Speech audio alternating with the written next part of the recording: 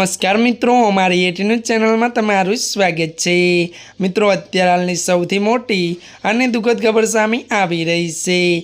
ज्यां मित्रों आपने जणावी दीए कि पूर्व भारतीय क्रिकेटरनी करी आत्महत्या।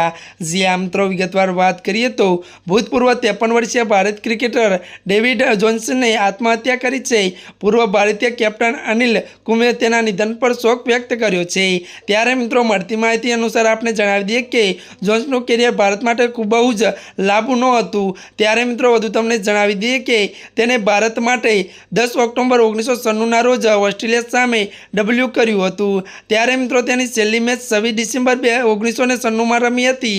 ત્યારે મિત્રો મળતી માહિતી અનુસાર જણાવી દઈએ કે તે પછી તેઓ ડોમેસ્ટિક અને લીગ મેચ રમતા હતા અને તે આત્મહત્યાનું કારણ હજુ સુધી સામે આવ્યું નથી। જ્યાં મિત્રો અત્યારની આ દુઃખદ ખબર મળી રહી છે।